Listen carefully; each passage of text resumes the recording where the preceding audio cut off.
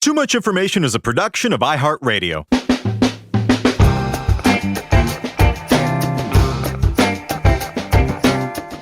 Hello, everyone, and welcome to Too Much Information, the show that brings you the secret histories and little-known fascinating facts and figures behind your favorite movies, music, TV shows, and more. We're your two street rats of fast, furious, and fun facts. I'm Alex Heigl. And I'm Jordan Runtagh. And we have been unprompted talking about a whole new world. Not the abstract philosophical concept, but my favorite Disney song. Spoilers to what this episode is about. That's right. We're talking about one of the high water marks in the so-called Disney Renaissance of the late 80s? Late 80s, early 90s. Early 90s. The film has cemented Robin Williams' second act as a children's entertainment icon and set new financial records for animation until The Lion King. That's right. We're talking about Aladdin, that's turned 30 in November. God, Whole New World is so good. Yeah, wait, I want to talk to you more about that. Because I was more of a... Tell me, princess, when was the last time you let your heart decide? I always forget that you have a bit of that, the inner theater kid in you. Yeah. Then I started listening to punk rock, and the punk rocker strangled him and garroted him in the crib. Yeah. One of my mom's favorite things in the world is Les Mis. So I just having Les Mis, the cast recording in the car constantly when I was a kid. I think Be Our Guest might be my favorite Disney. Yeah, it's God, I was trying to top 5 this earlier. It's definitely Be Our Guest. It's either Just Can't Wait to Be King or the opening from Lion King. You know, that's also an incredible one. Or Street Savoir Faire from Oliver and Company, and then that Billy Joel song's a banger. Yeah, or Under the Sea, which also goes unreasonably hard. But yeah, man, Whole New World. I'm actually very disappointed because one of the random facts that I read, by which I mean, let me backtrack. One of the low fidelity facts that I read, like one of the big PSA to anyone who's podcasting or doing bar trivia or anything, don't trust IMDb trivia. Yeah. Some of it is good, but you have to fact check it. One of the facts that I read somewhere that was adjacent to this that I could not confirm was that originally it's Peabo Bryson and someone else who sing A Whole New World on the soundtrack. And originally I had read that was somewhere that was supposed to be Michael Bolton and Celine Dion. Whoa. Can you imagine that? Oh my God. Well, until the aforementioned Lion King, this was my favorite Disney movie as a boy. I know Beauty and the Beast was your favorite, but Beauty and the Beast always bored me because I wanted it to be more Beast-centered. Oh, that scans. Too much beauty, not enough Beast. Hashtag. I had 90% of Robin Williams' dialogue memorized from this movie. Do you still know some of it? No, because that gets into the other part from this. Yeah, I can't go back and watch it, man. I'll start crying. It just makes me so sad. Just all the Robin stuff just crushes me. Yeah, that's the worst celebrity death I've lived through. So yeah, I've not gone back and rewatched it, but God, Whole New World bangs. And Jasmine was my favorite Disney princess until Mulan, because Mulan had a sword. Yeah. I see you. What about in Hercules? She kind of seems more your type, though. Very Cher-like. Meg. Yeah. I didn't like her. I think the thing was Hercules. I was aging out a little bit too much for. By the time Hunchback. Mulan was after. Really? Yeah. Maybe I just regressed for Mulan. Ooh, a sword. Yeah, exactly. That's all I could see. I couldn't see past the sword. Hercules. I've come around in retrospect, but at the time I remember it not being great. And then by the time Hunchback rolled around, I kind of just completely tuned out of it. Although Esmeralda. Yeah. What about you? Well, Belle read, so that's why I really liked Belle. I thought we could be bookworms together. Yeah. Jasmine definitely takes second place in my personal Disney princess hierarchy. She was so dynamic. She did all the pole vaulting and was running around the city and stuff. Yeah. Oh, yeah. In the opening. Yeah, absolutely. Yeah. I don't know. As a kid, I was very fascinated by just the whole look of Aladdin because it was very exotic. I mean, all the other Disney movies were so steeped in that French or English fairy tale aesthetic. And this was, to coin a phrase, a whole new world. I'd never heard of sultans before, or really any of those sort of folk tales from the Middle East. I mean, as bastardized as Aladdin the plot is in this. So that was all cool for me. Although it did lead to me insisting on going to some Aladdin themed restaurant when we went to Disney World as a kid. And in the middle of dinner, a belly dancer pulled me up and made me dance with her in front of the entire restaurant. And it was mortifying. What was the restaurant? Was it called like the Sultan's Opium Den or something wildly racist like that? I don't remember. Someone's going to correct me. Maybe it wasn't Aladdin themed. You know what? I think it was at Epcot at the Morocco Pavilion or whatever. Maybe it wasn't Aladdin themed, but I definitely had Aladdin in my head when I insisted we go there, and I quickly regretted it after that experience. But back to greener pastures. As you mentioned, the Robin Williams factor was huge, although it was, like you, very kind of hard for me to revisit now, especially after that meme that everyone was sending around after Robin died with Aladdin tearfully hugging him and saying, "Genie, you're free." Yes. They stepped in it there. Yeah. Dude. The absolute, I mean, talk about, not that I expected them to sensitively handle it, but like, good Lord, the absolute last thing you want to do is tell people with any kind of depression or suicidal ideation that death is freedom. My God. Did Disney put that around, or did just fans do? Wow. Yeah. Oh my God. Because I was I was doing the People Snapchat or the EW Snapchat at the time, because I vividly remember that being like a. Whoa. Well, I definitely liked this movie as a kid, but for some reason I was more prone to watching either Beauty and the Beast or the old school 40s and 50s Disney era movies, which I don't know, I guess kind of goes with my personality, is, keeping it old like school. Sleeping Beauty? Yeah, that was a weird one. I liked Sleeping Beauty. Yeah. I really liked Alice in Wonderland. I really liked Pinocchio. Dumbo with this creepy circus stuff I liked. Dumbo's great. Yeah. So, so racist. Yeah. Only mildly more racist than this movie, though, when you think about it. Yeah. So I don't know. Maybe it's just a personal preference, but to me, Aladdin kind of got a little lost in the shuffle between Beauty and the Beast and Lion King. So no, I mean it did. It absolutely did. Beauty and the Beast came out and was like a home run, and then Aladdin came out and it was another home run, and then Lion King came out and immediately people only have so much space for zeitgeist defining things, and I think they should have spaced them out better. I mean, it was really like just like 3 years in a row, right?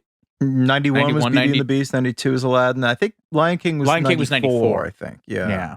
And I think, even though it's not my favorite, I think a lot of people view Lion King as the high water mark of the Disney era. Yeah. I'd put, I think that scans. Well, from the chaotic development process the film had at the hands of enemy of the pod, Jeffrey Katzenberg, to the much better chaos that Robin Williams brought to his revolutionary depiction of the Genie, to the film's trailblazing technical side, to the outcry over its less than progressive depiction of the Middle East. Here's everything you didn't know about Disney's Aladdin.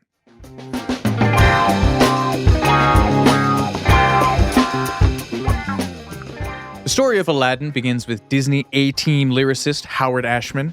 At a virtual event in 2020, Beauty and the Beast animator Kirk Wise said, "If you had to point to one person responsible for the Disney Renaissance, I would say it was Howard." Ashman's early successes were mostly off-Broadway shows like God Bless You, Mr. Rosewater, which is a Kurt Vonnegut adaptation. Do you know about this? No, I had no idea about that. And Little Shop of Horrors with his chief collaborator, composer Alan Menken. But he upped stakes for California in the mid-'80s, thanks largely to David Geffen, which is hilarious to me. I guess they had done something after Little Shop that flopped, but David Geffen had funded Little Shop and was like, well, I can hook you guys up with Disney, Jeffrey Katzenberg, and so they moved out there. And Ashman's first effort for Disney was Oliver and Company. Regrettably, he did not write that banger of a Billy Joel song, "Why Should I Worry?" Street Sidewalk, which is the only song I remember from that movie. And then he moved on to The Little Mermaid, which obviously smash hit, bolstered his confidence to the point that he was moved to pitch a project that had a deep personal meaning to him, Aladdin. which he had starred in an adaptation, a production of when he was a kid. The plot outline that he submitted hewed largely to the original tale. He sent them a 40-page treatment with character breakdowns, 7 original songs that had 3 reprises later in the film, demos of those songs, design suggestions, but it was more irreverent and satirical and overtly influenced by the Bob Hope, Bing Crosby road movies of the 1940s. Jordan, what do you know about the Bing Crosby, Bob Hope road movies? They all kind of run together. It was almost like those Abbott and Costello movies. There's it's like what, Road to Casablanca, Road to Morocco. Yeah, there were 7 of them. Were there that many? Road to Singapore, Road to Zanzibar, Road to Utopia, Road to Rio, Road to Bali, Road to Hong Kong. I mostly remember the Family Guy they did that was like a whole... On the road to Rhode Island, yeah. Yeah. And the primary musical influence that they were working in was like early swing and kind of 20s, 30s jazz adjacent stuff like Cab Calloway and Fats Waller, barbershop quartets. Aladdin and his like cronies sang in barbershop quartet, and like Andrew's sisters close harmony singing. Quick sidebar about the actual story of Aladdin and the lamps, plural, or no, genies, plural. 1 lamp, 2 genies. Many people think that comes from the collection of Middle Eastern folktales, 1001 Nights, and it does, but Aladdin is not one of the original tales and never existed in Arabic in written form, nor was it set in Baghdad. This is from a Washington Post article in 1993. Hussein F. Hadawi, who is the translator of the authoritative collection of the Arabian Nights, according to the Washington Post, said that it is actually a Chinese story, often set in China, that circulated in the Arab world, presumably along the trading routes, the Spice Road, Silk Road, yeah, and was adopted into the Arabic oral tradition. And that is where it got its Arabic name. Aladdin means one who exemplifies the sublimity of religion. In the original tale, Aladdin is a ne'er-do-well whose character arc is that he matures, accepts his adult responsibilities, and submits to the guiding hand of Allah. So Jeffrey Katzenberg didn't like that. No. Yeah, this is really interesting to me. Let's talk a little bit about the differences between the original Aladdin story from Antiquity and the Disney movie. There was no magic carpet in the original story. I don't know why I led with that, but I did. Boo. Yeah. In the original story, Aladdin has parents, or at least a mother. And early versions of Aladdin, the Disney movie, had a whole other character of Aladdin's mom. And the whole message of the movie was basically him trying to make his mother proud and do the right thing. You know, much as you just said about how in the original story, Aladdin is this kind of ne'er-do-well figure who matures and accepts adult responsibilities. That was supposed to be in the original Aladdin script. Jafar, the bad guy, wants the princess to marry someone else in the original story rather than himself, out of self-interest, but I forget why. In the original version of Aladdin, there are in fact 2 genies. One inhabits a magical lamp and another a magical ring, and they grant Aladdin infinite wishes rather than just 3.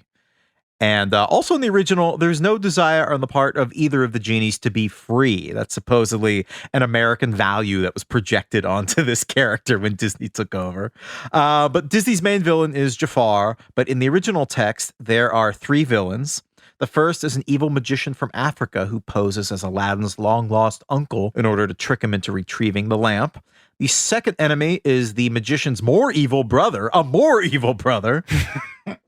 And the third villain is the vizier's son, who is the rival to Aladdin's affections for the princess. So Ashman submitted his treatment to Disney in January of 1988, but they ultimately passed. And Ashman thought that he could produce Aladdin on his own, but big mistake, because once you sign with Disney, they own you. Per his contract, Disney retained the rights to the treatment, the songs that he'd submitted. This is super common with them. There's when I was researching this, I came across this guy named Bill Plimpton, who's this indie animator who's very famous for one short that he did called, I think, Your Face. And he was originally contracted to do, or approached to do Genie, because a lot of his animation was dealt with like this morphing kind of animation. And when he took a look at what they wanted him to sign, where they basically own everything that you do, the second you start into perpetuity, the second you sign with them, he said no. Anyway, meanwhile, Disney had acquired the remake rights to Alexander Korda's 1940 fantasy film, The Thief of Baghdad, and commissioned screenwriter Linda Wolverton, who also wrote the screenplay to Beauty and the Beast, to develop an Aladdin script using elements of that film. And at this point in development, it would not have been a musical. Which, again, was the same route that they were going to take with Beauty and the Beast, which is, for both of those movies, almost impossible to imagine. Right. But when Little Mermaid writers-directors John Musker and Ron Clements came aboard the project, they backtracked to Ashman's treatment and combined the approaches, reinstating the songs that he'd written. And these directors had the choice of several projects other than what would become Aladdin. One was a project that was then called King of the Jungle, which became The Lion King. And another was an adaptation of Swan Lake, which was never made, but would have been really interesting. Probably like Fantasia vibes, I imagine. Why was the working title for Lion King not Lion Hamlet? King of the Jungle? Come on. You already had Jungle Book. According to James B. Stewart's monumental tome Disney War, Disney CEO Michael Eisner, quote, didn't feel confident about the mass appeal of a story set in the Middle East. So Katzenberg dropped Clements and Musker from Aladdin and sent them to work on to Beauty and the Beast. This is the first of many questionable takes on Middle Eastern culture that we'll encounter in this episode. The problem was, as Disney and TMI fans will remember from our Beauty and the Beast episode, that Howard Ashman was dying. He had contracted HIV/AIDS during the production of Little Mermaid in 1988, and while he was able to complete his work on Beauty and the Beast and see an early private screening of the film, he died at just 40 years old on March 14th, 1991, 8 months before Beauty and the Beast came out and conquered the world. Alan Menken, in a just a mortifying visual, Alan Menken composed the song Prince Ali sitting at Howard Ashman's hospital bed, which is a rough thing to visualize. Wow. That is now the second extremely depressing thing about this movie that I'll never be able to get out of my mind. Did you watch the documentary? Yeah, the one you sent? No, Howard Ashman. No. Oh, God, no. Yeah. What's it called again? Just called Howard. Oh, man. I remember when we did Beauty and the Beast, I think I saw clips from it, but I couldn't bring myself to. It's very sad. But you know what? For framing it to the positive, he gave an untold amount of people a lot of joy. So focus on that. Make it through. Lyricist Tim Rice, who did Lion King with Elton John, was brought onto Aladdin to finish the songs for the film. Supposedly, Tim Rice was in the Disney orbit because he was just hanging around the back lot trying to get Evita made with Madonna. I read that somewhere, and I don't remember if I was able to verify it, but he was like, that was his passion project. So he was just like hanging around the Disney backlot all the time, chewing people's ears off about Evita and specifically Madonna. And I'm pretty sure it was Katzenberg who was like, we are not making a movie with Madonna starring as Evita Peron. And after Katzenberg was out, it got made. And presumably after Lion King gave Tim Rice some juice. But anyway, the first song that Tim Rice and Alan Menken wrote for the film was A Whole New World. How about that? I sent the magic carpet ride piece to Tim using the working title The World at My Feet, Menken told the Recording Academy in 2019. It's a bit on the nose for a song about carpet. World at My Feet. It is, yes. And he very wisely changed it to A Whole New World. That song came off so well is just amazing because Brad Kane and Lea Salonga, who we'll get to later, the singing voices of Aladdin and Jasmine, met for the first time when they were called in to do the demo for that. Wow. Yeah, Kane later talked about how weird this was. He said, we were standing there singing to each other, and it was a strange situation because when you just meet someone, you know nothing about them. And yet the chemistry is undeniable. They're pros. Tim Rice apparently called them back at one point to re-record a single line. The original was, now from way up here, it's crystal clear that now I'm in a whole new world with you. And he didn't like the double now in there, so it changed to, but when I'm way up here, it's crystal clear. And you know what? He was right to do it. He's right, yeah. Well, I always thought that bit where Aladdin goes, don't you dare close your eyes, was a little creepy because it's a little Ted Bundy-ish. I mean, they could all be recast if you just do the slow plus reverb. Don't you dare close your eyes. It's just, yeah. Look at me. with the low piano note. Yeah. Dun. Look at me in the eyes. I really want to hear you do more of your theater kid singing of this. It's very good. Please give us a little. It's really just shining, shimmering splendor. Oh, give us that. Shining, shimmering splendor. It kind of has a little hint of like pop punk mid 2000s California. Well, you gotta sing out like your nose. It's that 182. super bright. It's that super bright nasal placement for like the theater kid diction. Spiders. Spiders. 100,000 things to see. I used to think I could do that kind of singing pretty well, but I can't hold a candle to yours. I also don't know the words of that song well enough. Just they're so. It's really tell me, princess. Now, when did you last let your heart decide? That's a great line. That is just No, it's great. not. No, it's not. Anyway, Musker and Clements brought a story reel to Katzenberg, Which is basically like the animation equivalent of a demo. and Katzenberg disliked it. He, in the special features for the film's DVD release, the animators relate it, or Musker and Clements talk about it. He told the animation team to rewrite the entire story without moving the film's release date, which is an incident that the animators dubbed Black Friday. And in a telling example, that is not the only Black Friday connected to Jeffrey Katzenberg. There is an entirely different one related to the production of Toy Story, where I think he fired the whole team, or he did like the exact same thing. It was just like Jeffrey Katzenberg wanted the film to have more of a cynical adult tone to it, and wanted Woody to be like basically more of a jerk, and mandated that they go back and create a new reel for it, in which Woody deliberately throws Buzz out of the window. Yeah, and I guess they showed all of this to the studio executives. Roy Disney and other Disney heads were very angry about it. John Lasseter was very upset about it, and Disney nearly shut down Toy Story entirely.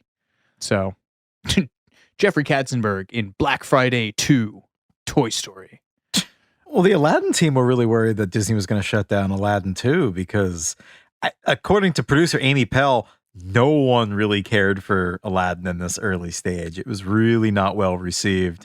Mercifully, they did not pull the plug, but instead it just gave Katzenberg a perfect opportunity to go full on Katzenberg. And the team did a page 1 rewrite in 8 days. That is bananas. He also demanded cutting all but 3 of the songs that Ashman had written, which were later restored when Aladdin was moved to Broadway as a musical. Menken told CNN in 2022 that part of the reason it was shelved at this stage was it was very irreverent, even more irreverent than it became, and there was a lot of concern about how it would affect Arab sensibilities. Which, how racist must it have been? Yeah, I challenge that, because as we'll touch on later, one line that did make it to the theatrical release, and was in fact in the opener, Arabian Nights, was, "Where they cut off your ear if they don't like your face, it's barbaric, but hey, it's home." So no, I don't believe they were worried about offending Middle Eastern people. Katzenberg told the LA Times around the time the movie was made that Aladdin was the least interesting person in the movie at this phase of production. Whenever he was in a scene with Jasmine, she so overwhelmed him with her personality and intelligence, it was like he wasn't even in the scene. He was transparent. You didn't care about him. Now, how do you have a movie called Aladdin where Aladdin isn't worth caring about? I would argue that he's still overshadowed dramatically in the film. I mean, it's all about the genie. It's Genie and then Jasmine. Well, I would say Iago, maybe Jafar. Aladdin is the least interesting person in that film. Yeah. And they also, in a quote preserved for the ages, Katzenberg called Aladdin's mom a zero and demanded that she be removed from the script. I mean, this sounds like a cigar chopping executive bit, but he literally said, 86th the mother, the mom's a zero. He's such a caricature of an awful studio know. exec. He really makes our job easy. I know. This was, as I said earlier, a big change to the story, because a major part of the plot had been doing right by his mother and making good choices. But predictably, such a message was deemed unimportant by Katzenberg and scrapped. They also cut 3 of Aladdin's friends, Babkak, Omar, and Kasim, who were generally just loafers who hung around and sang barbershop quintet songs with them. There was also the Genie of the Ring, who was sort of the beta genie who stayed with Aladdin after he lost the alpha genie, the genie of the lamp, to Jafar.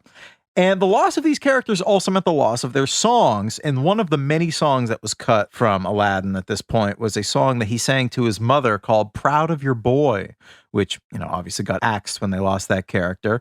It was, however, reinstated for the Broadway musical version of Aladdin. And the Friends also had 3 songs that were cut. One that just gave their names, basically. It's called Babcock, Omar, Aladdin, Kasim. Another one called How Quick They Forget, and another one called High Adventure. They also lost a song called Count on Me, which has been described as sort of a low-key I Want song, which was dropped in favor of One Jump Ahead and its reprise. And then there was also a deeply unpopular song called Call Me a Princess, which was written for an early version of the script in which Jasmine was depicted as spoiled, basically. Justice for Babcock. So the screenwriting duo of Ted Elliott and Terry Rossio, who had 1 credit to their name at this point, 1989's Little Monsters. Have you ever seen that movie? Little Monsters? No. Yeah. Oh, it's wild. It is Howie Mandel, and he literally plays like under heavy prosthetics, like Fred Savage is the little kid in there. He plays it's like a whole, like, there are actually monsters living under your bed, but Howie Mandel is like a whimsical good one. I believe it was a flop, but like the makeup in it was all really good, if I remember correctly. Yeah, weird, completely forgotten film that oh boy, yeah, $4.5 to $5 million budget, grossed $793,000. That'll end your career. But apparently not. Those guys came in to rework the story, and that meant jettisoning the original character designs as well. Veteran Disney animator Glenn Keane had originally conceived of Aladdin as a Michael J. Fox kind of teen type, but Katzenberg made him go watch Top Gun and incorporate Tom Cruise's tude, the cruise tude, into that. That's Katzenberg speak. Go and get me some of that cruise tude for that Arab picture we're doing. He spits on him. Puts a cigar out in his face. Yeah. Animator Glenn Keane would say there's a confidence with all of Tom's attitudes and his poses. And they transferred that to Hashtag cruise tude. Other visual influences were male Calvin Klein models and MC Hammer's pants and dance moves. They literally looked at MC Hammer and his parachute pants to get the movements to Aladdin's pants right, which I love so much. That is a stunning insight into the psyche of one Jeffrey Katzenberg. Wow. The original version of Aladdin, as you mentioned, was a bit younger. I think they'd imagined him as like a 15-year-old. And then post the Katzenberg makeover, the animators bumped it up to 18. The initial concept for Aladdin was to make him a more relatable hero and not your stereotypical Disney cardboard prince character that had really, if you look back, I don't know, Eric from Little Mermaid was a little bit more dynamic, but for the most part, all the Disney princes were pretty boring. And it's similar what they wanted to do for Belle in Beauty and the Beast. She was the only Disney princess who wasn't of royal birth or blonde, I believe. So for Aladdin, they wanted to depict him as, the underdog. They wanted to make him small and scrappy. But Jeffrey Katzenberg hated it, supposedly telling the animators, "Come on, guys, you got Julia Roberts and Michael J. Fox. They don't fit together. You need Tom Cruise and Julia Roberts. They fit together. You need more Tom Cruise." Which I think is an interesting comparison because Tom Cruise is very short, as is Michael J. Fox. But is that the quiet part loud? Did I say the quiet part loud? I might have. You might have. Wonder how tall is Jeffrey Katzenberg? I was just about to say. I know. Ooh, Jeffrey Katzenberg, reportedly 5'4". Oh, wow. Wow, that explains everything. Is this making everything? Yeah. Let's go for the rest of his DreamWorks crew. How tall's Geffen? I want to say 5'7". David Geffen is also a small man.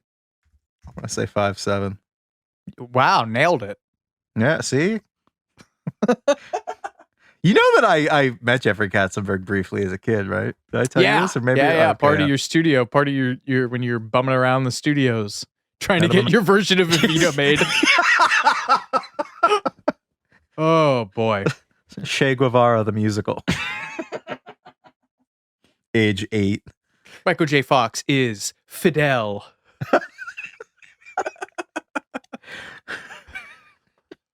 Oh. Okay, so hear me out. It's Romeo and Juliet in the Bay of Pigs.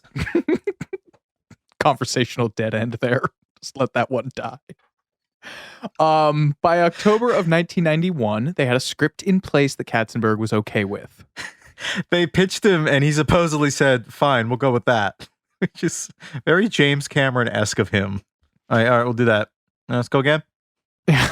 Robin, you've done 4 hours of this. Can we go again? And they moved on to casting.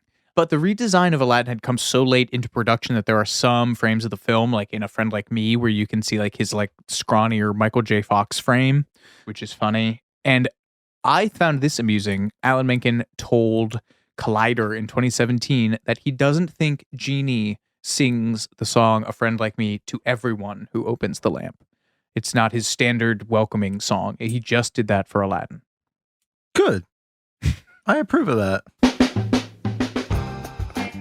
As you meditate on that, we'll be right back with more Too Much Information after these messages.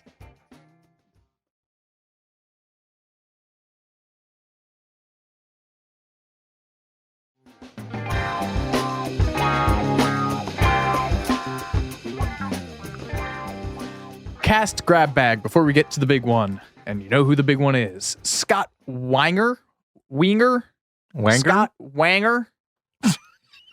Who'd go on to play Steve, or was playing Steve. I don't know. I don't care about this guy. God bless him, but I don't give a shit about him. Played Steve, DJ Tanner's boyfriend on Full House, was the voice of Aladdin. Musker and Clements had seen him in The Family Man, a CBS sitcom that ran for 1 season in 1990, and he auditioned for it, and they didn't tell him about it until 6 months later. I think they made him do another test. He had to send in an actual tape of it with his mom doing the other lines for him, which was really funny. He seems like a good dude. I don't know, all the interviews. Yeah, I bear him no quarrel. Yeah. Oh, there's a cute nod to his role in Aladdin in an episode of Full House when the Tanners go to Disney World. DJ briefly thinks she sees Steve in an Aladdin costume, and then the actor turns around and it's a completely different person. But they did shoot an image of him in an Aladdin costume, which is cute.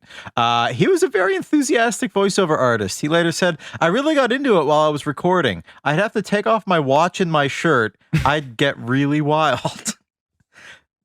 The shirt I understand, the watch I don't. Aladdin is not constrained by time nor space. Brad Kane provided the character's singing voice. Scott told Forbes in 2019 that at the original audition, when I thought it was just some cartoon, they said, "That went great. Oh, by the way, it's a musical. Can you sing?" And I had learned from being a veteran child actor to just lie. I do love that quote. To just say, "Sure." I didn't say, "Oh, can I sing? I'm the greatest singer of all time." I just said, "I've never been on Broadway or anything, but of course I can sing." They said, "Great." And then they gave me the sheet music and a tape to listen to it with Alan Menken's demo track, which is on the internet now, and it was a gorgeous song called "Proud of Your Boy." I worked really hard. I practiced with a singing coach, and I thought I could really go in there and nail it. And it was not a great experience for anybody. It was laughably bad. And funnily enough, he and Brad Kane are both TV writers now. Oh. Yeah, cute for them. Linda Larkin, the voice of Jasmine, and nothing else. That's really shocking to me because she has such a distinctive, like, Jennifer Tilly style voice. I'm surprised she didn't go on to do a lot of voice acting. Yeah, she also had been informed that she got the role like months later. In her case, 9 months. I read, Wow. and she had to lower her voice for the role. As you mentioned, she has a higher register voice, and they thought it was not a match, so she had to kind of artificially speak down in a slightly lower register for the role. I heard that was a Katzenberg edict, so I choose to hate it. She gave some interview where she said that she would be out with her family at like a diner for breakfast or something, and there'll be all these kids would kind of, whenever she talked, all these kids' heads would kind of turn and look towards her because they very distinctive voice, and they would kind of recognize that they knew it from somewhere, but they couldn't quite place it. I mean, God bless this woman. She has been dining out on Jasmine for 30 years. She has voiced this character in every single possible medium. Which good for her. More importantly, Jasmine's singing voice was Leah Salonga, who is a hugely important singer and actress. She's Filipina. She originated the lead role of Kim in Miss Saigon. It was the first Asian American actress to win a Tony Award. She was the first actress of Asian descent to play the roles of Eponine and Fantine in Les Miserables on Broadway. And the first Filipino artist to sign with an international record label. She sold 19 million records worldwide. She's the singing voice of Mulan. So she has a sword.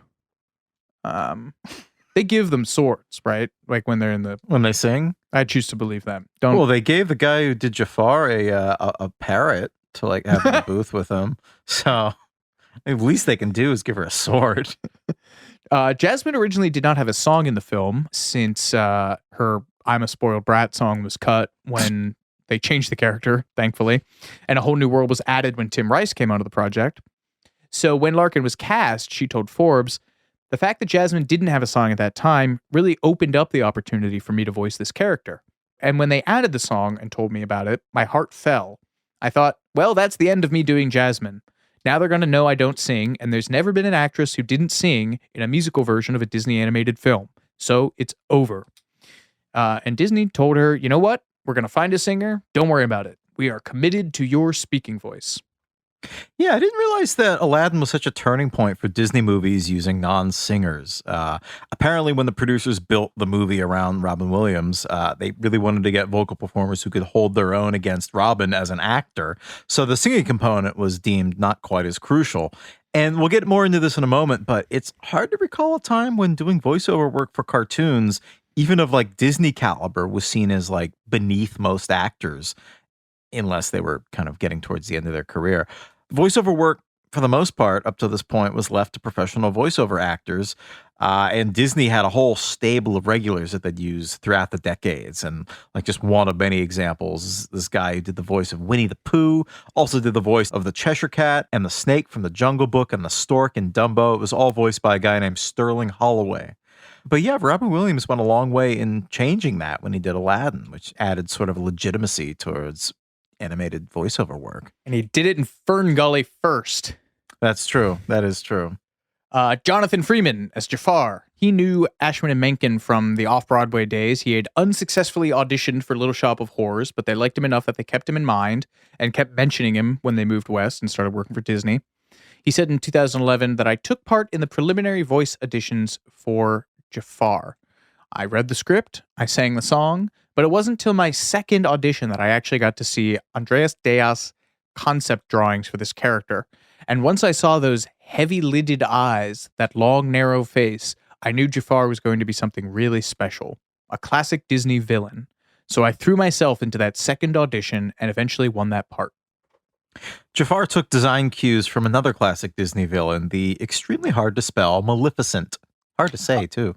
Oh, yeah, they do look very much alike. That's so funny. Unfortunately, since Jonathan was the first voice actor cast, he worked largely alone, mostly, flying in to record dialogue as it was written and rewritten. He spent almost 2 years recording Jafar's dialogue. Whoa. Yeah. I'd read that they'd initially considered Patrick Stewart for the voice of Jafar, but I guess his schedule was too crazy with Star Trek Next Generation. He was really the one who got away as far as like the Disney Renaissance is concerned. Apparently Disney considered him for Cogsworth in Beauty and the Beast and Scar in The Lion King, but just didn't work out schedule-wise. And it's a great story about Jonathan Freeman, the guy who ultimately did get the voice of Jafar. Apparently, the producers had a parrot in the studio that he could look at as he recorded. And this was probably early in the production when I think Jafar was also going to do the voice of the parrot on his shoulder, too, before they got Gilbert Gottfried as Iago. So they had this parrot in there, and he had to tell producers that he was deathly afraid of birds. And for an anniversary special featurette, I think probably for the DVD release, this guy, Jonathan Freeman, actually goes into an exotic bird shop in Manhattan to try to confront his fear as he tells stories of the production of Aladdin, which I appreciated. But yeah, despite this minor trauma, Freeman apparently had a great time voicing Jafar and continued to do it for many, many years, as did Jasmine. He not only voiced Jafar in the direct-to-video Aladdin sequel, which I read was Disney's first direct-to-video sequel, which is interesting to me. And made a boatload of money and basically cemented that practice for them unto perpetuity. Yeah. Also in the Aladdin TV series, which I have no memory of. Neither do I, actually. And then Patrick Stewart would many years later go on to be the voice of the poop emoji in the Emoji Movie. Better late than never. And Gilbert Gottfried as Iago. According to the DVD commentary, the parrot was originally supposed to have a British accent, and his name was Sinbad. But Musker and Clements saw Gilbert Gottfried in Beverly Hills Cop 2, and they wanted him for the role. And they wanted a voice specifically that would contrast with Freeman doing Jafar. Originally, there were concerns that Gottfried would be too anachronistic in the film, being a contemporary comic. But after casting Robin Williams as Genie, they figured that they could keep someone as broad, let's charitably say, about Gilbert in the movie. They invited Jeffrey Katzenberg to a screening room to play him Beverly Hills Cop 2 to try and sell him on the idea of casting Gottfried. And Musker told The Ringer that Katzenberg's initial reaction was, I don't know, isn't his voice kind of grating? To which Musker says his initial response was, well, is the pot calling the kettle black here? Clemens says that Danny DeVito and Joe Pesci were also considered for the part. And Gilbert Gottfried echoed as much to People magazine in 2018. He said, the search was on for short, unattractive Jews and Italians. So I went in and auditioned for it. God bless him. Freeman told Forbes in 2019, I was very excited when they brought Gilbert in. It made my job easier, to be honest. In the beginning, I was the voice of the parrot, too. They had an idea that the parrot was going to just be a parrot and mimic other people. And when he did that, they'd just take those other people to record his lines and put their line in his mouth. And the rest of the time, he would just squawk and scratch like a parrot. When they hired Gilbert, it allowed him to be the psychotic one. It gave me permission to smooth things out. I think it really helped my performance, not having to do both.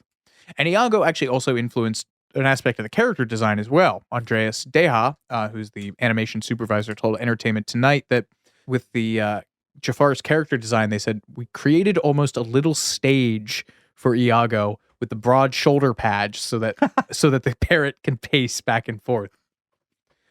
Freeman said, Robin and Gilbert both had one thing in common, which is if there's more than 3 people in a room, that constitutes an audience, and it gives them permission to just go for it. Gilbert Gottfried in a Reddit AMA in 2016 said, the makers of Aladdin were very open to have me improvise. They gave me a lot of freedom, but often they would have to stop and go, Gilbert, this is a family film. So somewhere deep in the Disney vaults next to Walt's Frozen Head, never to see the light of day, is all of the R-rated material that Gottfried and Williams improvised for Aladdin, which I love. Animator Will Finn even made sure that the parrot's design looked like Gottfried, gave him the big thick eyebrows and big teeth. And Clements told The Ringer, of course parrots don't have teeth. And then Musker adds, to get Gilbert, you needed to have the smile and the toothiness. Yeah, animator Will Finn later said that Iago was the only bird he'd ever drawn with teeth. It's horrifying. They're not supposed to have teeth. Oh, and the Emmy Award-winning, insanely prolific voice actor Frank Welker as Abu, the monkey, for Jasmine's tiger Raja, and the voice of the Cave of Wonders. Welker is another one of those utility voice actors who's been in everything. He's the voice of Fred Jones in Scooby-Doo since 1969, has been playing Scooby-Doo since 2002, is the voice of Megatron and other Transformers. He's the voice of Curious George. He's the voice of Garfield on The Garfield Show.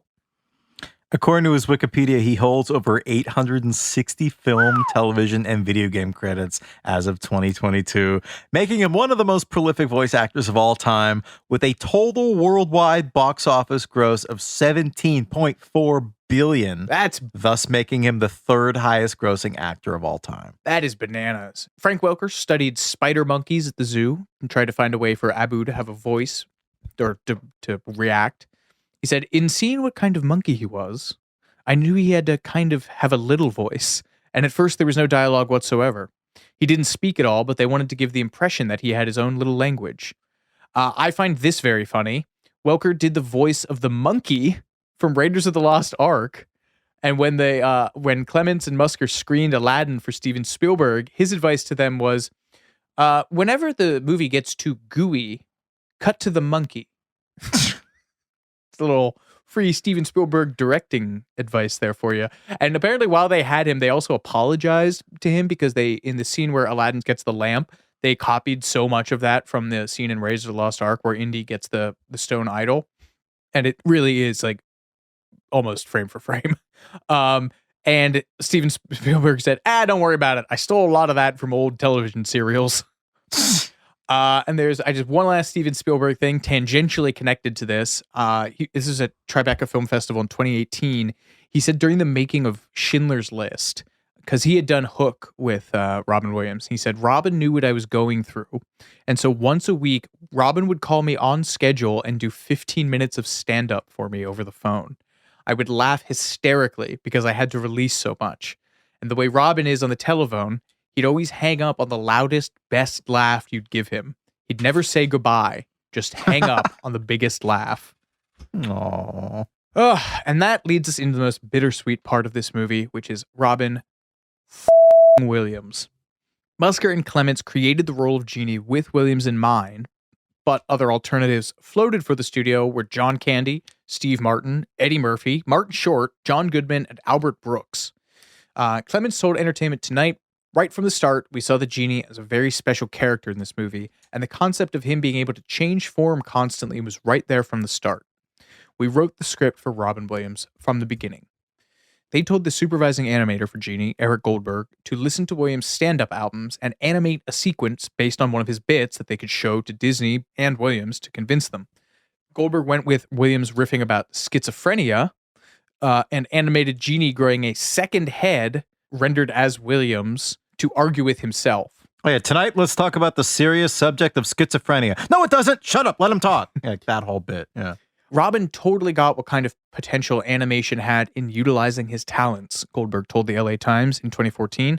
We could have just gotten someone who's technically adept at impressions, but the warmth that Robin brought was something we tried very hard to convey. Katzenberg took this reel to Williams and introduced him to Goldberg, and Williams signed on, foregoing his usual $8 million payday and taking the minimum SAG scale pay, which was $75,000. Later on, he said he did it to be part of the animation tradition and do something his kids would like. But there were some other contractual strings, which we will get to in a minute. This Goldberg guy, the animation supervisor for Genie, always said how special it was that he was the one making Robin Williams laugh with the animation mock-up that he put together to his stand-up routines. I just thought that was cute. Just a month later, Williams was in a recording booth at George Lucas's Skywalker Ranch recording studios in Marin County for the initial 4-hour recording session. According to the LA Times in 1992, the first scene alone, Williams tackled 25 times in 25 different ways, stretching and bending premises to the point that scenes originally meant to last 30 seconds suddenly were 10 minutes long. It's like doing this podcast. Time magazine wrote that Williams spent 15 months recording Genie in 4-hour chunks, timed during breaks he had while filming the 2 other films that he was starring in at the time, Hook and Toys. In that first recording session, Williams came up with the concept of Genie calling Aladdin Al, which they made into a recurring bit, which I love so much. Goldberg told Entertainment Tonight, when we finally got Robin into the recording studio, we wanted him to be improvisational. We didn't quite know how improvisational he was going to be until he came out with all of the celebrity impressions. Animators narrowed the performance down to about 60 different characters. I think it's 58. And Goldberg added, Robin spoiled us for choice.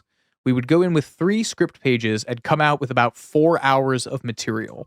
I mean, that seems maddening. Like that almost gets to the point where it doesn't seem helpful. Yeah, well, yeah. But this is wild. I just learned this like 3 hours before we tape this. There's 30 hours supposedly of Robin doing Genie material out there. And this man had the foresight, perhaps because of this Disney drama we'll talk about in a second, to mandate that when he died, he bequeathed the rights to his name, signature, photograph, and likeness to a charitable organization he set up called the Windfall Organization, with the provision that none of that could be used until 25 years after his death. And given what we have seen Disney do with Peter Cushing and Carrie Fisher in the Star Wars movies, that is an incredibly forethoughtful move, because there are discussions happening in the Disney backroom being like, how can we crack open the Robin Disney vault and do some kind of ghoulish after the fact resurrection of this character. But they can't do it until 2039. So stay tuned for Genie coming out in 2040. Gritty backstory. All the R-rated material. That would actually be kind of funny. There were originally concerns that kids wouldn't get some of Williams's references, like William F. Buckley and Ethel Merman, which definitely flew over my head. And in fact, we were taping I think we were taping Fern Gully when I couldn't figure out how I had a memory of William F. Buckley's voice before I ever saw William F. Buckley as a person, and it is from Aladdin. But they left them in because they just thought it was funny. Kids would find it funny, and they did.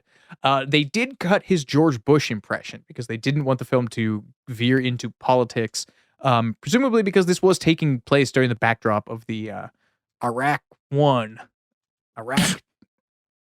I. Goldberg and Clements both recall having Goldberg in the same room as Williams when he was recording, like trying to get some of his mannerisms down to sketch them. And they basically said he said Robin went for an hour and a half without stopping, and then was like, okay, I'm going to take a break. And Goldberg was like, I cannot be in the same room with him. I will ruin one of these takes from laughing. Williams' improving was not limited to Genie either. He also voices the narrator of the film, and those lines were originally scripted, and it was just not coming off well. So Musker and Clements said on the DVD commentary that on Katzenberg's suggestion, they just brought in a bunch of props into the recording studio in like a covered box and did like a voila thing and just handed it to Williams, and he just started riffing on it. And they ended up with an hour of material just off a bunch of random crap he found in a box. Goldberg was talking to Entertainment Weekly in 2014. He said, one of the things Robin pulled out of the box was a bra. And he looks at it and goes, look at this. It's a double slingshot. Look at this. It's a double yarmulke. And then he turns and goes, I should have called her. Just like, God, he was just so fast, man. I mean, was it inside the actor's studio that they had to hospitalize someone? Or someone got carted off in an ambulance because they pulled a muscle in their groin from laughing so hard? I haven't heard this. That was an incredible inside the actor's studio, though, so I wouldn't doubt it. Yeah. That's the one where he's like acting out what it was like the moment that he received the Oscar. And he does that whole bit about like everything in slow motion, and then you forgot your mother. It was inside the actor's studio. An audience member laughed so hard he got a hernia and left in an ambulance after they were done taping. That's amazing. Apparently, the longest recording of him improvising was him cheering on Aladdin in the final battle with Jafar, but most of that ended up on the cutting room floor because they said it distracted from the action. Another famous improvised bit was when he turns into Pinocchio in the middle of his first scene with Aladdin, and that is because it wasn't even a line. Goldberg said that he was watching him improvise, and he does the nose growing. He makes the sound, and he made a note about it and was like, "We have to do this. Like, we have to have the character Genie turn into Pinocchio." And they're like, "What are you talking about?" And he was like, "That noise that he makes is the Pinocchio nose growing noise," and he gestured while he did it. And I was like, something like that, and. But he was like, that wasn't like verbalized. It was just like one of these like split second things that Robin did, and they seized onto it, and it did so well. It made people laugh so hard in test screenings that they had to go back and add extra frames to that because it was not giving the gag time to land. The other Disney cameos that are in the film are they do a musical sting from Under the Sea when he says Alaskan king crab or crab soup or something, and pulls a crab out of the recipe book, and it's Sebastian from Little Mermaid, and they do the little sting from which, have we ever talked about how, isn't it Only the Good Die Young? It sounds exactly like Under the Sea. Only the good die, like that horn sting sounds like Under the Sea. I can kind of hear that. Maybe it was some kind of deal with Disney when Billy Joel went to do Oliver and Company. I need that All right, horn we'll line. give you this. Give me that horn line. And then the other one is when they cut into the throne room and the Sultan is playing with a bunch of toys. You can see a little doll version of Beast in there. Aladdin voice actor Scott Wanger. His favorite movie at 15 was Dead Poets Society, he told E! So he's Entertainment Newsly. That just sounds, you can't cite that verbally. He told E! ! So he was very nervous about meeting Robin Williams. When he introduced himself, he said, "Hi, I'm Scott. I play Aladdin." He said Williams told him, "Well, I'll be your genie." Which just destroys me. I can hear that so clearly. Oh, that's the closest I'm going to get to crying on mic during this. Obviously, as soon as the red light was turned on and he would start performing, it was the Robin Williams that everyone remembers. Winger continued. Wanger continued. Just punch in whatever's right. But then there were these quiet moments when he was very thoughtful and contemplative. And it was so amazing to see the process. Like he was getting ready to turn it on. And he really put me at ease. The Hollywood Foreign Press Association gave Williams a Special Achievement Award for Aladdin at the Golden Globes in 1993, citing that his performance didn't fall into any of their traditional categories. Katzenberg supposedly mounted an Oscar campaign for him, which obviously did not materialize. And while it has often been repeated that the amount of improvising Williams did for the film disqualified it for an Academy Award screenplay nomination, this just seems to be one of those things that got repeated somewhere and preserved into perpetuity. It's on IMDb. It's one of these things I've constantly seen on Reddit and everywhere. I cannot find a single primary or secondary direct source that verifies that. And in fact, I think it would have been weirder if the film had been nominated, because no animated film at the time had ever been nominated for a screenplay Oscar. Beauty and the Beast was the first animated film to be nominated for Best Picture, and it still didn't get a nomination for screenplay. Toy Story in 95 was the first animated film to do so. So I'm putting that one to bed. I'm putting that whole canard to bed. Well, Ashman and Menken, the composers of the songs for the film, in keeping with the original conceit to have Aladdin be this sort of Bing Crosby-style road picture, they conceived of Genie as, in Menken's words, a hip Harlem jazz singer like Fats Waller or Cab Calloway, which meant that the singing was going to be a little bit more traditional.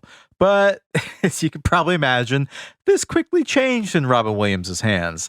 To any of those who aren't up on their jazz age band leaders, Cab Calloway had a role in the Blues Brothers as Curtis, the band leader, and he was too cool for this planet. Menken later told Billboard in 2014, "We met at the house Robin was renting in Los Angeles while he was working on Hook. He arrived at our work session freshly released from spending hours as Peter Pan, suspended in a flying harness. Standing by the piano, as my musical director David Friedman plunked out the melody lines for Friend Like Me and Prince Ali, Robin gamely learned our songs note by note and phrase by phrase. I wish I could say I remember zany antics or a touching connection or any kind of special anecdote, but I remember was a quiet, unassuming, thoroughly professional actor, respectfully working hard to prepare for recording our songs." Next came our recording date at Ocean Way Studio B. The room was packed. Everyone and anyone who had an excuse to be in the control room waited in anticipation. We had a trio of musicians there to set down rhythm tracks for both songs, live with Robin. He dutifully sang every note and every word, making sure the phrasing, the intonation, the dramatic intention, and the vocal style was all exactly as we wanted it. All the while, everyone was asking, "Okay, Alan, do you have what you need? Can we let Robin go beyond the written notes now?" The frustration was palpable. Finally, the time came to let Robin do his thing. No one who was there can ever forget what it was like. The bursts of imagination, the endless parade of character voices, the hilarity, the sheer energy was astounding. Take after take of brilliant material poured out of him, and our minds reeled from all the possibilities. After a few hours, we thanked Robin profusely, and that was it. A few hours for 2 songs. Oh my God. The last fun fact, the outfit that the genie wears as he prepares to leave for vacation at the end of the movie with the goofy hat, is identical to an outfit that Robin Williams wore in a Disney theme park video he appeared in. Oh, and so now on to the arc of the universe bends to Jeffrey Katzenberg being a dick. We touched on this briefly in our Fern Gully episode, or was it Beauty and the Beast? I think it was Fern Gully. Williams' major beef with Disney and Jeffrey in this era came down to the fact that when he signed on to do Aladdin for, again, scale, 75 grand, down from 8 million, his stipulation was that Disney could not use his name in Aladdin publicity, including press kits, and the character of Genie couldn't occupy more than 25% of whatever ad he was appearing in. Even a Disney gift book about the making of Aladdin contains nary a mention of Williams' name, referring to him only as the voice of the genie or the actor signed to play Genie. There's been some kind of hindsight theorizing that this was because Williams' big passion project at the time was toys, and he was concerned that Aladdin was going to come out and detract from toys, which is exactly what happened. Toys was a flop, right? That was Barry Levinson. Yeah, it was a flop. I used to love that movie, though. Got anything else to say about it? No, it's a crazy movie. The whole last 20 minutes of the movie is just like this war fought by old wind-up toys. It's like, it's real. Have you ever seen it? No. And the whole art direction behind it, it's like all Magritte styled. So there are all these pictures of there are all these backgrounds. Yeah, of, I know the cover art of him in the bowler hat. I didn't realize that was a Magritte. Clouds in the background. I didn't realize that was a Magritte reference. Yeah, it's a very surreal looking movie. It's pretty cool. I don't remember the plot being that special, but just visually it was really cool looking. Well, there are two ground zero sources for this whole drama. One is a 1993 Today Show appearance that Williams made. The other is a New York Mag article from around this time. And he was promoting Mrs. Doubtfire on Today Show. And he said, "You realize now, when you work for Disney, why the mouse has only 4 fingers? Because you can't pick up a check." That was his quip to Gene Shalit. "We had a deal. The one thing I said was, I will do the voice. I'm doing it basically because I want to be part of this animation tradition. I want something for my children. One deal is, I just don't want to sell anything. As in Burger King, as in toys, as in stuff." Then all of a sudden, they released an advertisement. One part was the movie. The second part was when they used the movie to sell stuff. Not only did they use my voice, they took a character I did and overdubbed it to sell stuff. That was the one thing I said. Don't do that. That was the one thing where they crossed the line. It is hilariously evil, cartoonishly evil how they got around that 25% rule. If you look at the poster for it, Genie does indeed take up 25% of the frame, but that is because everyone else is tiny. He is the entire top quarter of the box, and the nominal leads of the film are the size of a dime, lower thirded. It is so funny. This is wild. That LA Times article is wild and just such an amazing example of the power that the press used to have. Because this article, they called it sour grapes. They basically said that Robin wasn't actually upset about them going back on their word. He was upset that he'd done it for scale, and the movie went on to make $12.70 billion. So they were characterized. It was a source close to the, I'm putting this in air quotes, a source close to the drama said this in the Times. And so they refuted that. And then Disney or Katzenberg sent Robin a Picasso, a 1.5 mil Picasso, which was weirdly a self-portrait of Picasso as Vincent van Gogh. I'm not well versed enough in art history to know what the hell that's about, but that's what it was. It didn't work. In that New York magazine, Eric Idle from Monty Python joked that he told Robin to take it on television and burn it. So Williams didn't return for the direct-to-video sequel, The Return of Jafar, in which the genie is voiced by Dan Castellaneta, the voice of Homer Simpson, and 20 other characters on that show. And then after Jeffrey Katzenberg exited Disney, they made a very public apology to Robin Williams, and he returned for not just the third film in the Aladdin trilogy, which is called The King of Thieves, but just a boatload of Genie-led extraneous materials for the theme park, for educational stuff. That public apology is really something. The guy who came in after Katzenberg is a guy named Joe Roth. And not only does he allow that Disney may have been responsible for the earlier thing where they said this is sour grapes, Robin's just pissed he didn't make enough money. And this is really funny because one of the things that might have brought Robin back into the Disney fold is that it was Joe Roth who greenlit Mrs. Doubtfire when he was at Fox, and let Robin get his then wife, Marcia Garces Williams, to act as a producer. So that means she got paid from it. So there's this whole bit in there about Jeffrey Katzenberg getting canned and a friend of Robin coming in and making a giant public apology for something Katzenberg did that I just drama. Must I love that. it. Yeah. And although Williams had just done Fern Gully, his turn as Genie, as we talked about earlier, really revolutionized the role of A-list celebrity in animation. And the trend picked up steam with The Lion King, where you had Jonathan Taylor Thomas, Whoopi Goldberg, and James Earl Jones. And then Toy Story, of course, with Tim Allen and Tom Hanks, but also Don Rickles and Jim Varney and Wallace Shawn and John Ratzenberger, among many, many others in that movie. So it can really be easy to forget that prior to this, animation was basically the province of either past-it actors or professional voice actors, and it was kind of looked down upon. B. Arthur, for example, reportedly refused the role of Ursula in The Little Mermaid for this very reason. Aladdin also represented a step forward in the technical side of Disney's animation process, much as Beauty and the Beast had, but the inspiration for how they approached the character design was actually pretty anachronistic, by which I mean old. It was longtime friend of the pod, longtime New York Times caricaturist Al Hirschfeld. Friend of the pod. I love Al Hirschfeld. Al Hirschfeld. I'm right, like a couple feet away from me. I have a book, an old book of his inscribed in the front with a little animation that he did on the cover page, and it's one of my special things. I love him. He's the guy who put his daughter's name in every sketch, right? Nina, yep, all the hidden Ninas. Give us a Hirschfeld rundown.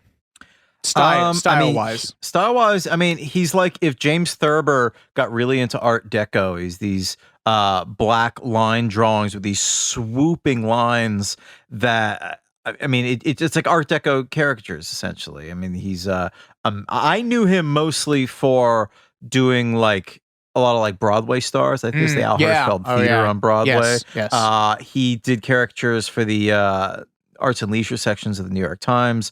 I feel like he must have done stuff for the New Yorker. Yeah, he basically caricatured every major entertainment figure from the 40s through to the early 2000s, I'd say. What a life. He lived to be 100. Or he lived to be 99, I think. I think he died in like 2000, 2001 or so. That's incredible life. It's a great documentary on him, too.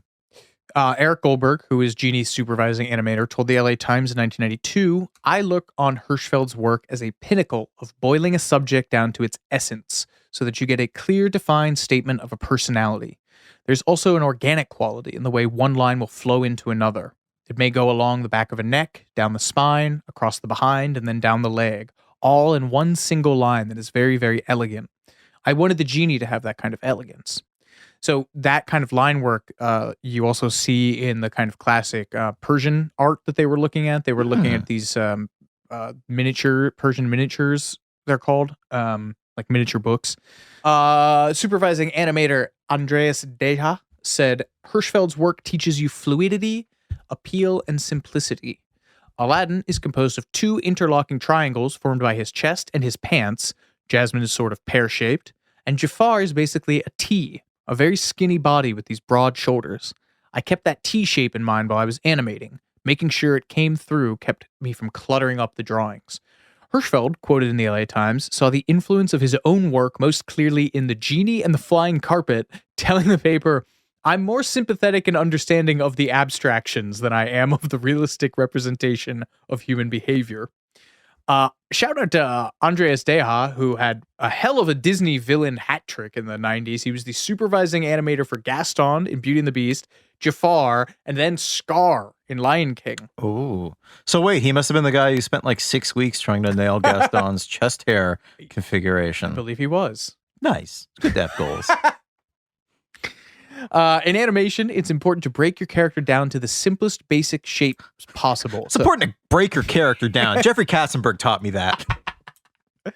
That is Glenn Keane, animator Glenn Keane, talking to the LA Times. And then to Entertainment Tonight, he added, "When you're animating a character that has a lot of inside emotion, it's always going to be more difficult." Basically, he's talking about the challenges of animating human characters versus more exaggerated ones. He said, "On Beast, I had 6 animators on him. On Aladdin, we had between 12 and 20 animators working on him at the same time. In fact, there were 40 principal animators on the film, more than who worked on Little Mermaid. And art director Bill Perkins told Forbes in 2019 that to try and cut corners where they could, I enforced an effort to design as many reused backgrounds and background layers as possible. I felt it would be more efficient for both layout and background, and then the artist could spend more time designing and painting more quality into each background. The average painter on Beauty and the Beast painted 125 paintings. On Aladdin, the average was 75 per artist. I know these numbers tend to make people's eyes gloss over, but just the sheer quantity of all this stuff just still tends to fascinate me. It's what, 24 pieces of paper a second? 24 frames a second, yeah. Frames a second? So, wow.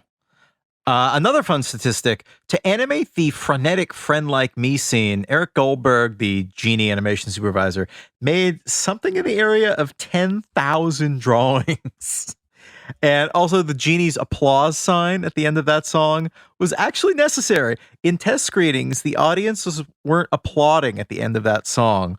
I don't really know why they would. I can't remember the last time I was in a theater and the audience broke out into spontaneous applause I know, right? in the middle of a movie. But apparently Jeffrey Katzenberg he took this personally and he didn't like this. So Eric Goldberg stuck that sign in there as kind of a delicate troll, both to audiences and also to Jeffrey Katzenberg.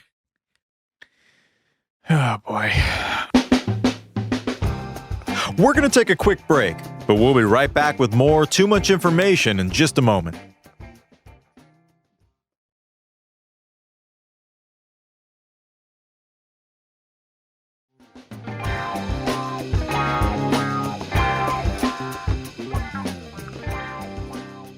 Aladdin, like Beauty and the Beast, heavily utilized CAPS, or Computer-Assisted Post-Production System, which is a technology made for Disney by Pixar. They first used it on Rescuers Down Under, but also this was the technology that I believe took them 3 months to render a chicken leg. Yes, but it's also how they got the ballroom background dance scene in Beauty and the Beast. I think that the dancing forks in the Be Our Guest scene that are doing like almost like a Rockettes kick, I think, were from CAPS as well. I think that was like the most successful use of CAPS in Beauty and the Beast. Background supervisor Kathy Altieri said the film relies on a blue, red, and yellow color scheme. Good characters like Genie, Aladdin, and Jasmine are blue. Villainous characters like Jafar and Iago are red and orange. And that's also in the Cave of Wonders. The lamp chamber is blue, and the ruby that tempts Aladdin is obviously bright red. The city of Agrabah, the desert, and the characters that are sort of background functionaries of that, like the Sultan, are yellow and tan tones. And unlike Aladdin with Tom Cruise, Jasmine was not inspired by a celebrity. In Disney's D23 convention in 2015, the animator Mark Henn said, "I was having some artist block. I was coming off designing Ariel and Belle and was starting to run out of ideas. So I pulled out my sister Beth's high school graduation photo and thought there was something there. Shout out to Beth Henn for inspiring my favorite Disney princess." Non-Mulan category. Yeah, I love this story. There's this behind-the-scenes featurette that talks a little bit more about this in detail. Mark Henn said that lots of people around the Disney Animation Studio started stopping by his office to ask if his sister was single when he started animating Jasmine. And then when she came to visit her brother at work, she was constantly greeted by animators shouting, like, "Hey, Jasmine." She'd just be accosted by a bunch of dorky animators trying to ask her out. I would. Yeah. Mark, your sister is your sister's a babe. This is offensive, but just like a bunch of sweaty animators being like, Mark, your sister's a babe. Yeah, I wonder how he balanced that. He signed an illustration to her, to Beth, my inspiration, with a picture of Jasmine that he gave to her and framed. Her kids would often tell their friends at school that their mother was Princess Jasmine, which I think is really cute. She was also a seamstress, and then years later for Halloween, she made her son an Aladdin outfit and made her daughter a Jasmine outfit, and then decided, what the heck, I'll make myself a Jasmine outfit too, considering, I am Jasmine. She posed for a photo as Jasmine and sent it to her brother, which was included in this featurette, which is kind of weird because she's like lying on a chaise lounge in the Jasmine outfit. Yeah. But Mark Henn, the animator, said that it was very emotional to see Jasmine brought to life. So with my hot sister. By my sexy, sexy sister.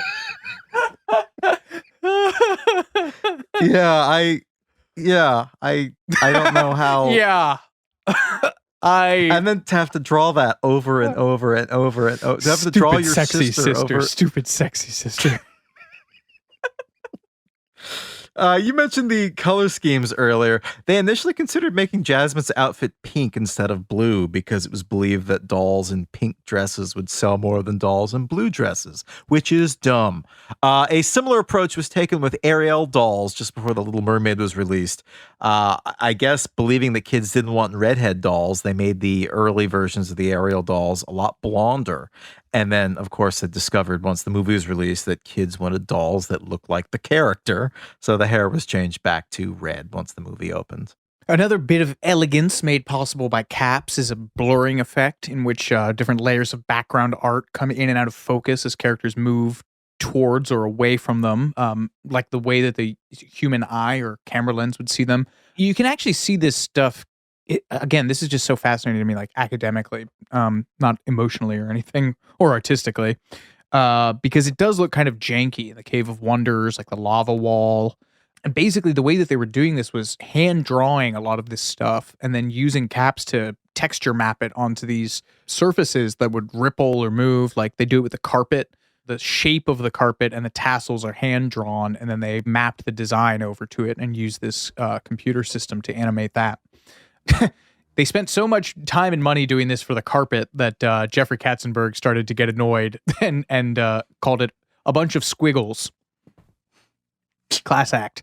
For the cave escape, animator Razul Adzani took his camera to Magic Mountain theme park for inspiration, got on the roller coaster with his camera, got off the roller coaster, realized he'd left his lens cap on, got back on the roller coaster. The tiger's head for the Cave of Wonders is believed to be the first fully computer animated character in a feature film. It was first sculpted out of clay and then animated digitally. All right. Two controversies dogged Aladdin upon its completion and release, one much more deserved than the other. I am speaking of the quite reasonable objection that Middle Eastern people and the Middle East in totality does not come off well in the film. Aladdin and Jasmine are these light-skinned... They basically look like they have a tan.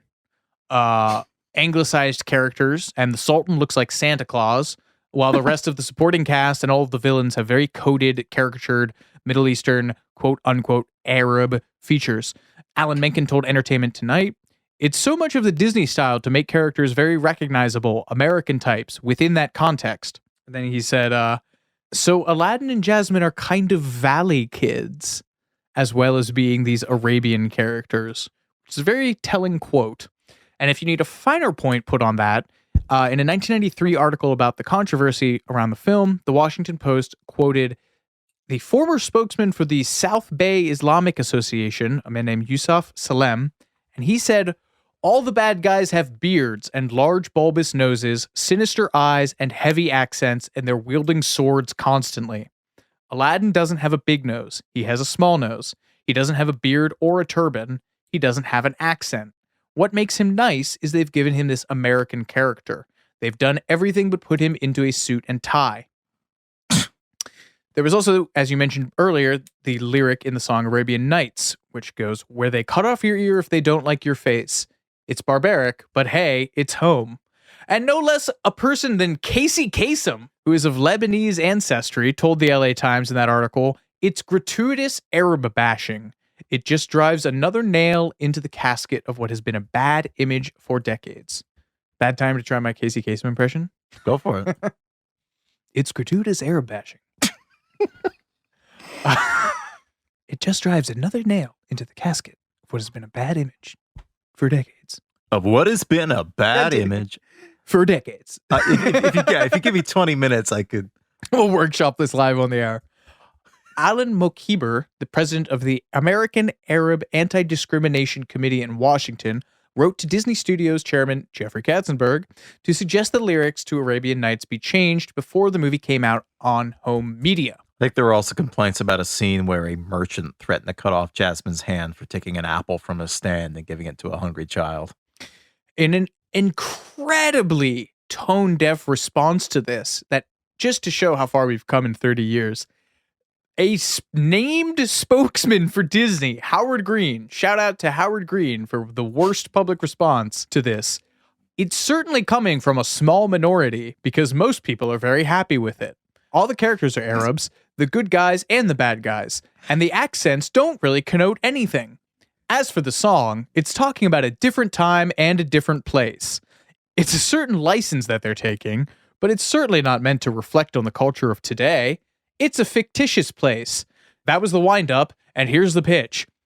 This seems kind of nitpicky. Anyway, yeah, man. Albert Mokiber is the president of the American Arab Anti-Discrimination Committee. He also expressed disappointment that the Disney officials refused to meet with the committee. He says, certainly I think it would have been a different situation if African Americans or Jewish Americans had been involved. Eek. I mean, this is also taking place during the backdrop of the, as I mentioned earlier, Iraq War. Oh. Yeah, it's just weird to think about this in the context of, Disney took out Robin Williams' George Bush impression because this is happening during the Gulf War. So maybe that played into it. But man, calling those objections kind of nitpicky. Good Lord. Disney ended up agreeing to change the lyrics after the protests continued. And so for the home release, the lyric was changed to, where it's flat and immense and the heat is intense, it's barbaric, but hey, it's home. They kept in barbaric. They had the opportunity to take that out, and they kept it in. Which is really puzzling because being barbaric has nothing to do with the temperature of a place. For the live-action remake in 2019, the line was completely changed to be, where you will wander among every culture and tongue. It's chaotic, but hey, it's home. And if you perhaps wanted to know how far as a society we had progressed in the intervening 20 years, the answer was not that much. In 2015, when Donald Trump was campaigning for president, promising a ban on Muslims entering the country, public policy polling asked nearly 550 Republican primary voters if they would support the bombing of Agrabah, the fictional setting of Aladdin. 57% of respondents said they were not sure, and 30% said they supported the bombing. Only 13% opposed it. In fairness, public policy polling also polled Democratic primary voters. Only 19% of them said they would support bombing Agrabah. 36% said they would oppose it. The number of people who answered, "Isn't that the city from Aladdin?" was not specified. In lighter news, it now seems that every Disney Renaissance film has to have some kind of weird sex urban legend connected to it. I think we talked about the allegedly hidden boner in Little Mermaid. The bishop who's marrying them, right? Yeah, and on the VHS case, there's a phallic symbol in one of the castle turrets. Right. Yes. It's pretty unmistakable. And then the swirling dust a year or two later in Lion King allegedly spelled out the word sex.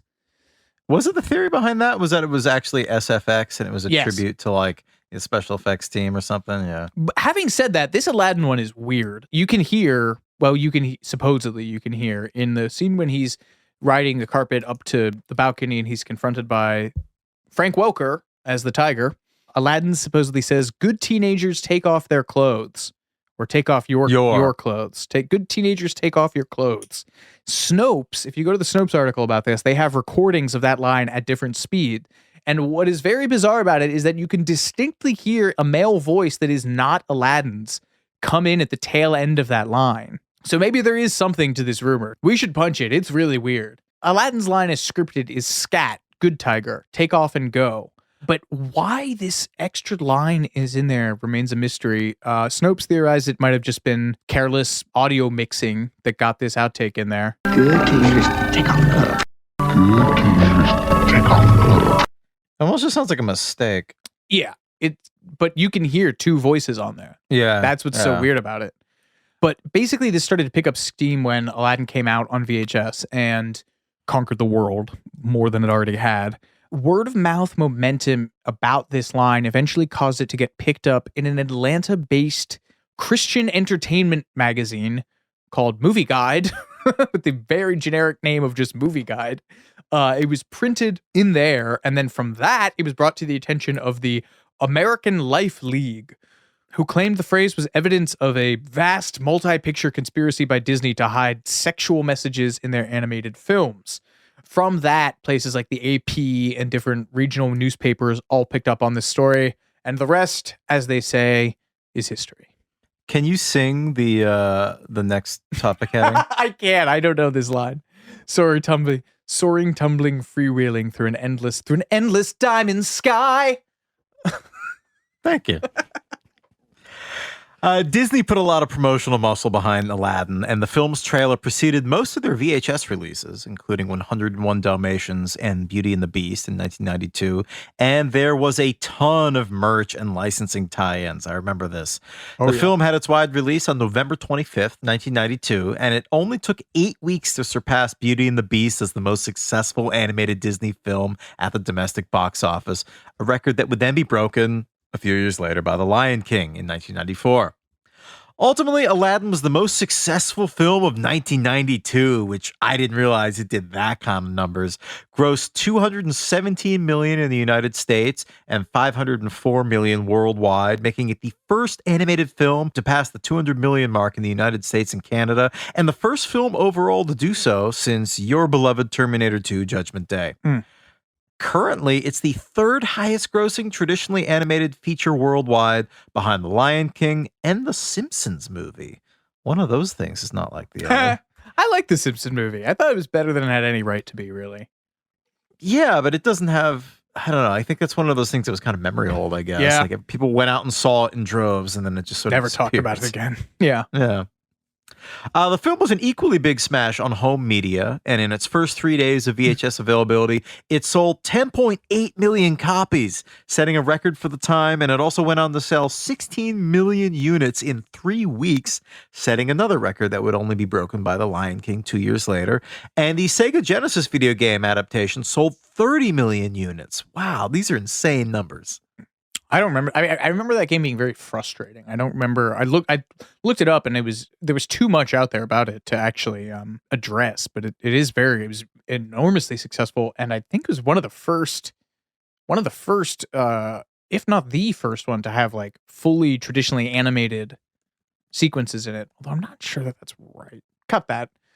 Anyway, critics were pretty unanimous in their love of the film, and almost everyone singled out Williams as the real star. Although Roger Ebert, to his credit, criticized the ethnic stereotypes, writing, most of the Arab characters have exaggerated facial characteristics, hooked noses, glowering brows, thick lips, but Aladdin and the princess look like white American teenagers. Shouts to Roger Ebert for not saying, seems a bit nitpicky. No less an authority than Warner Brothers animation legend Chuck Jones called the film the funniest feature ever made after he attended a screening. And Aladdin picked up Oscars and Golden Globes for Best Original Score and Best Original Song. It really cleaned up at the Grammys, won Song of the Year for A Whole New World, which is the first and currently only Disney song to do so. Wow.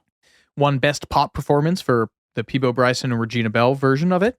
Best Musical Album for Children. Best Instrumental Composition. Best Song Written specifically for motion picture or television. A Whole New World was also the only song from a Disney animated film to top the Billboard Hot 100 list until last year, when We Don't Talk About Bruno from Encanto surpassed it. Frozen's Let It Go that only made it to 5. I had no idea that A Whole New World not only charted, but got the number 1. That's crazy. It's because it bangs. Song bangs. Sadly, Aladdin has not yet been added to the Library of Congress Film Archive, which means it was a failure.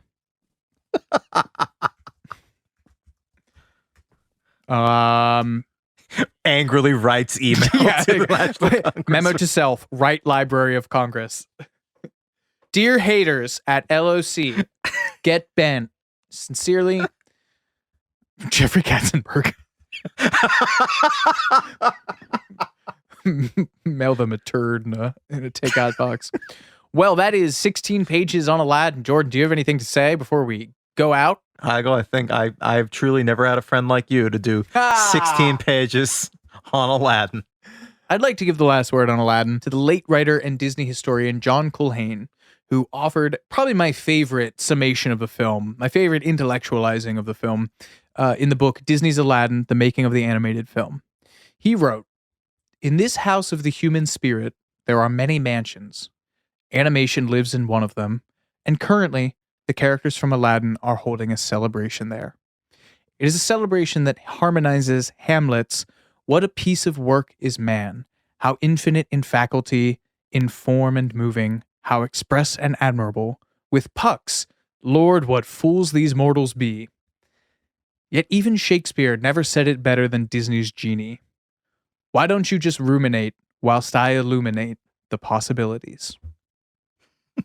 It's a beautiful sentiment about Aladdin. Thank you for listening, folks. This has been Too Much Information. I'm Alex Heigl. And I'm Jordan Runtagh. We'll catch you next time.